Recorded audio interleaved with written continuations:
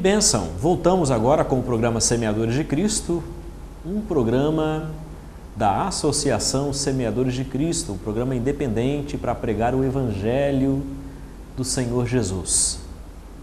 Nós somos gratos a Deus por ter você como nosso telespectador aqui na Rede TV, o canal 33.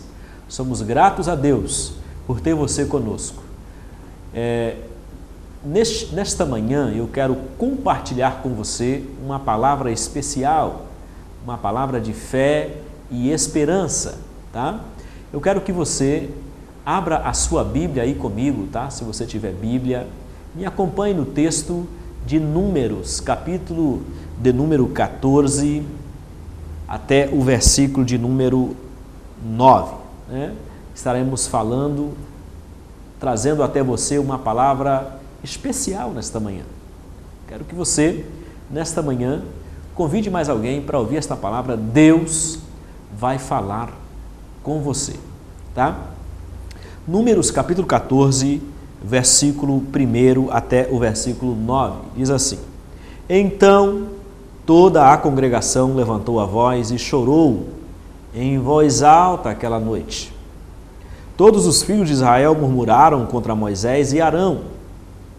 E toda a congregação lhes disse: Antes tivéssemos morrido na terra do Egito, ou mesmo neste deserto.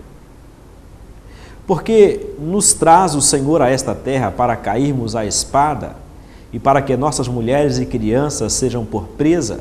Não nos seria melhor voltarmos ao Egito? E diziam uns aos outros: Levantemos um capitão e voltemos para o Egito. Então Moisés e Arão caíram sobre os seus rostos perante todo o ajuntamento dos filhos de Israel. Josué, filho de Num, e Calebe, filho de Jefoné, dos que espiaram a terra, rasgaram as suas vestes. E disseram a toda a congregação dos filhos de Israel: A terra pelo meio da qual passamos a espiar é terra muito boa.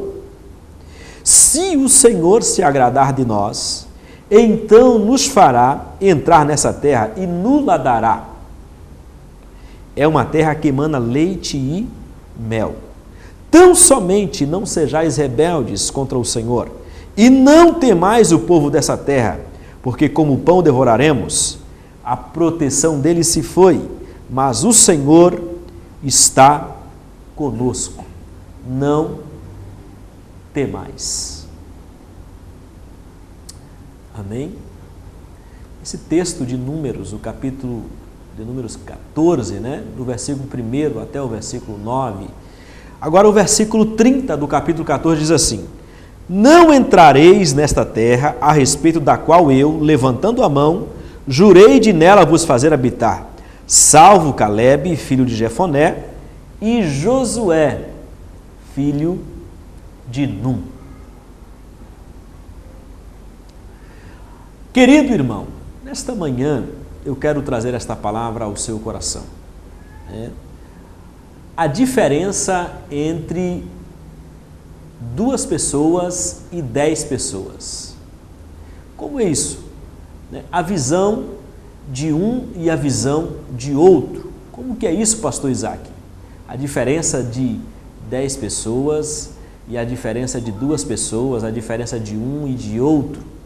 Na verdade, eu quero falar sobre a visão dos 10 espias e a visão dos outros 2 espias. Você sabe que no livro de Números, no capítulo 13, um capítulo antes do que lemos, trata do relato dos espias à terra de Canaã. Moisés comissiona 12 espias, entre eles estão também Josué e Calebe, e mandam até a terra de Canaã para espiar a terra. Quando eles chegam ali, eles veem lá grandes gigantes, veem grandes oportunidades, né?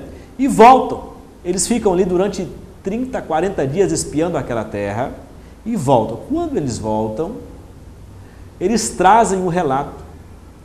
Os 10 espias voltam e dizem: Olha, aquela terra tem gigantes, Moisés. Aquela terra tem grandes problemas, nós vamos morrer aqui nesse lugar. Por que que você nos trouxe do Egito para a gente morrer aqui? Sabe o que acontece? Mas havia 2 camaradas no meio daqueles 12 espias, um deles chamava-se Josué, o outro chamava-se Calebe.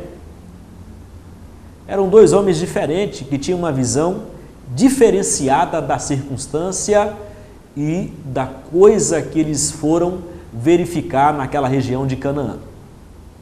Sabe o que ele diz? Olha só, versículo 14 até o versículo 1. Olha, por que nos trouxe o Senhor a esta terra que para cairmos a espada e para nossas mulheres e crianças sejam por presa? 14, versículo 3.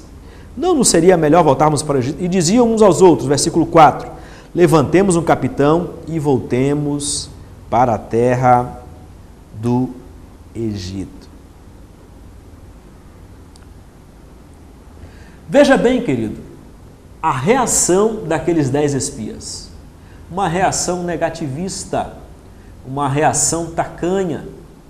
Tem muita gente que ele tem a visão, a visão de porco. Sabe como que o porco olha? O porco olha só para baixo, né? Ele só olha para a lama. Ele só consegue olhar para baixo, olhar para a sujeira, né? Tem muita gente também que tem a visão estrábica, né? Ou seja, a visão de galinha.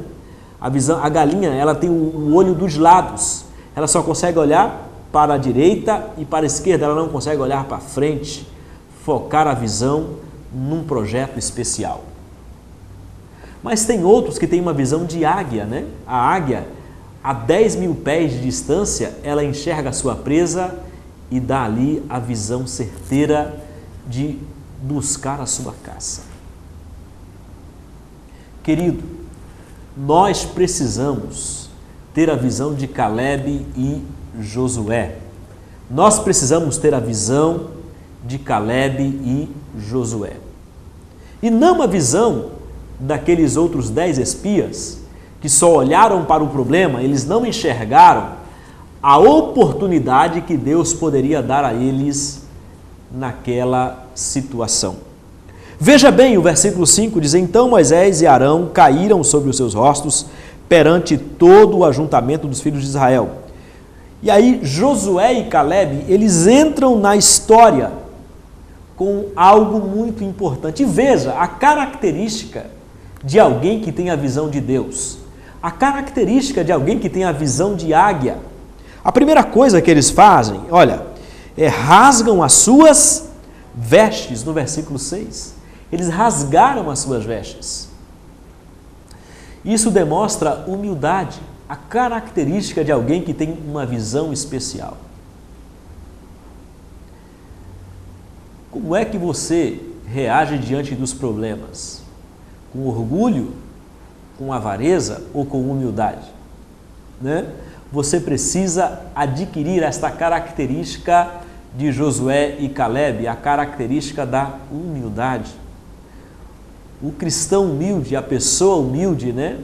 Aquela pessoa que tem humildade em sua vida, ela consegue vencer todos os problemas. Ela passa diante da adversidade e canta o hino da vitória. Então Josué e Calebe eram 2 jovens que tinham na sua vida algo especial, né? Que tinham na sua vida algo diferente. E eles tinham uma coisa chamada humildade. Segunda coisa que eles têm, e disseram a toda a congregação, a terra pelo meio da qual passamos a espiar é uma terra muito boa. Visão. A segunda característica de Josué e Calebe, ele tinha uma coisa chamada visão. Qual é a visão que você está tendo diante dos problemas, diante da adversidade? Conta-se uma história de um vendedor que foi para a África vender chinelas, né? Vender sandálias. Quando ele chegou na África e viu que todo mundo estava descalço, ele voltou para trás e disse para o seu supervisor, para o seu gerente, olha, lá na África nós não vamos vender nada não, o povo lá não usa sandália. É mesmo? Então vou mandar outro. E o gerente da empresa mandou outro para aquela região. Quando ali chegou, o outro vendedor disse, Meu amigo, nós vamos ter que aumentar a produção da fábrica, porque aqui nós vamos vender muita sandália. O povo aqui não usa chinela, não usa sandália, então nós vamos vender muito. Né? Veja bem, o tipo de visão que você tem da situação que você está vivendo vai determinar quem você é. Vai determinar a sua história de vida. Vai determinar o seu progresso espiritual. Vai determinar a sua vida em Deus. Você precisa ter visão de melhoras da sua vida. Você precisa ter visão de melhoras do seu comportamento, né? Às vezes você está errando em alguma coisa, mude a direção da sua vida, querido, e Deus vai abençoar você. Josué e Caleb tinham visão de Deus. Eles não olharam para os gigantes, mas eles olharam para o cacho de uva que tinha que 2 homens carregar. Olha aí, que coisa boa, né? 2 homens para carregar um cacho de uva. Sabe o que Josué e Caleb falou para Moisés e a congregação que estava diante de toda a congregação? Olha, aquela terra é uma terra muito boa. Deus vai nos dar aquela terra. O Senhor vai nos dar aquele lugar. Então, a visão que você tem da situação que você está vivendo vai determinar quem você é. Às vezes hoje você está numa situação de fracasso. Às vezes hoje você está numa situação de adversidade. Mas você precisa acreditar que Deus pode mudar a sua história, mudar o quadro da sua família, mudar o quadro da sua empresa. Você precisa humilhar diante de Deus, buscar a direção de Deus, voltar a praticar os princípios que a Bíblia exige, que a Bíblia fala para nós, né? E aí Deus vai honrar você, Deus vai honrar a sua fé, Deus vai honrar a sua vida, Deus vai honrar o seu negócio. Tem muita gente que é orgulhosa, né? Ela não consegue admitir que falhou. Então, a visão que você tem do problema que você está vivendo, você precisa se humilhar diante de Deus e ter uma visão de reconciliação, né? De mudança.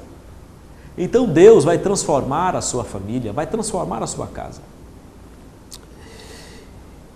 O versículo de número 8 diz assim: se o Senhor se agradar de nós, então nos fará entrar nessa terra. Olha só a característica de Josué e Caleb. Ele diz, olha, se o Senhor se agradar de nós. Se o Senhor se agradar de nós. Ele usou uma condicional, se, né? Veja bem, isso denota e demonstra dependência de Deus. A sua dependência deve estar em Deus. A sua dependência não deve estar no homem. A sua dependência não deve estar nas pessoas, mas a sua dependência deve estar em Jesus. Você precisa acreditar no Senhor Jesus. Você precisa confiar que Jesus pode mudar a sua história. Você precisa confiar que Ele pode mudar a circunstância que você está vivendo. Mas para isso você precisa depender de Deus. O Salmo 37 e o versículo 4 diz assim: entrega teu caminho ao Senhor, confia nele e o mais Ele tudo fará. Entrega, dependência, né? Você precisa confiar em Jesus. Depender de Deus. Hoje não foi bom, mas amanhã pode ser melhor. Hoje não foi legal, mas amanhã Deus vai mudar essa circunstância. Hoje não deu, mas amanhã vai dar. Porque Deus é um Deus que muda. Ele está provando a sua fé, provando você nesse problema, né? E o que você precisa? Acreditar.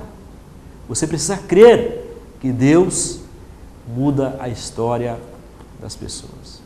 Agora, você precisa fazer aquilo que é certo. Tem muita gente que luta contra o vício, né? luta contra a droga, luta contra o cigarro, luta contra tanta coisa, mas está lutando sozinho. Chame Deus para lutar com você contra este vício. Chame Deus para lutar com você contra este mal. Dependa de Deus. E Deus vai fazer com que você seja liberto deste mal. Seja liberto deste problema. Né? Seja liberto desta angústia que assola o seu coração.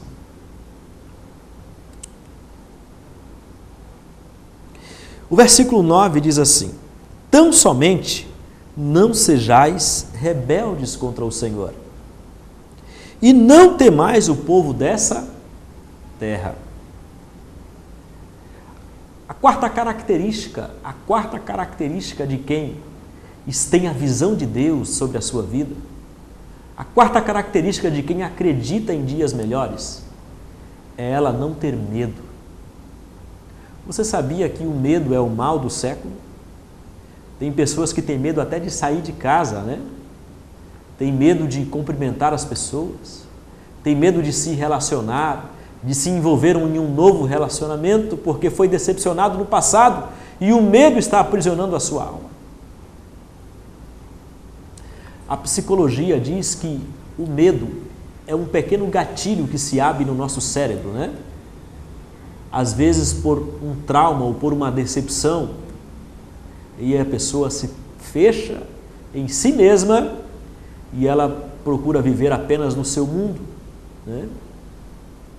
Às vezes por um assalto que teve, às vezes por uma pressão psicológica da família, por uma pressão psicológica do cônjuge ou do esposo, né? Às vezes por uma agressão, e a pessoa começa a ter um trauma e não se liberta daquilo, e aquilo vai virando um eterno problema no seu mundo psicológico. Quantas famílias estão aprisionadas pelo medo? O medo é o mal, é um demônio que habita, às vezes, dentro de famílias, e você precisa expulsar esse mal da sua casa. Você precisa expulsar esse medo de não querer tentar de novo. Ah, pastor Isaac Ferreira, eu abri uma empresa e quebrei. Tente de novo, querido. Tente de novo. Prossiga. Deus vai mudar a história da sua vida. Mas você não pode ficar desanimado aí, prostrado, parado, né? Estático. A primeira lei de Newton, né, diz o seguinte, que cada ação gera uma reação. Qual é a sua ação que você está fazendo diante desse problema? Qual é a ação que você está fazendo diante dessa adversidade? Deus quer que você mude, né, a circunstância através das suas ações. Cada ação gera uma reação. Então o medo tem aprisionado muita gente, né? E Josué e Caleb, eles não tiveram medo dos gigantes, que tinham mais de 3, 4, 5 metros de altura, os Enaquins, né? Homens poderosos. Mas tinha uma coisa, aqueles dois jovens, tinha Deus do lado dele. Querido, eu quero dizer para você uma coisa. Se você estiver com Deus, você pode ser a menor quantia, você pode ser a menor, você pode ser o menor da sua casa, você pode ser a menor empresa, pode ser o menor negócio, mas Deus será grande com você, porque quando nós somos menores, mas estamos com Deus, nós somos a maioria. Tem uma frase muito séria, diz assim, que a unanimidade muitas vezes é burra, e é mesmo. A unanimidade, na maioria das vezes, é burra. Sabe por quê? Porque Deus, quando Ele operou e ganhou as suas maiores batalhas através do povo de Israel, era sempre a menor quantia. Lembra de Gideão? Ele tinha 32 mil homens. Sabe quantos que Deus permitiu ele ir à guerra? Com 300 apenas. Com 300 homens ele venceu Jericó. As grandes muralhas de Jericó foram destituídas ao chão. Se você estiver com Deus, você pode ser pequeno, mas você será grande diante de Deus. Lembra de Davi? Era pequeno, O gigante amedrontando o povo durante 40 dias. Porventura não existe ninguém que possa lutar contra mim? Sabe o que Davi diz? Olha, quem é este incircunciso para lutar contra o Deus vivo? Jogue o medo por terra. Se você estiver com Deus, você será a maioria. E Deus vai honrar a sua fé e vai abrir as portas para você, para a sua casa, para a sua família. Deus, Ele ama desafios. Sabe o que aconteceu com aquele povo? O versículo 30 diz assim, olha, não entrareis nesta terra, a respeito da qual eu, levantando a mão, jurei nela vos fazer habitar, salvo Calebe, filho de Josué, e Josué, filho de Nun. Apenas Josué e Calebe entraram na terra prometida, e os seus descendentes. Por quê? Porque aqueles demais e toda a congregação que estavam com Moisés não creram. Não creram no milagre e na providência de Deus. Isso quer dizer que se você crer, você verá a glória de Deus. Assim como Jesus disse para Marta e Maria, se creres, verás a glória de Deus. Se você crer, querido, Deus vai mudar toda esta circunstância de adversidade na sua vida. Amém? Esta é a palavra de semente de fé para a sua vida nesta manhã. Eu quero que você, nesta manhã, creia no milagre que vem de Deus. Amém? Que você tenha humildade, que você tenha visão, que você tenha dependência e que você não tenha medo, porque Deus está com você, querido, nesta batalha. E nesta batalha você não pelejará, porque o vosso Deus pelejará por vós, como ele pelejou por Jeosafá e toda a região de Judá. Amém? Nós agora vamos para um clipe abençoado, para Deus falar com você, e daqui a pouco a gente volta, tá? Não saia daí, Deus tem algo para você, e eu quero compartilhar algo especial com você nesta manhã. Não saia do seu lugar, tá? Fica aí ligado comigo, daqui a pouquinho o programa Semeadores de Cristo volta já já.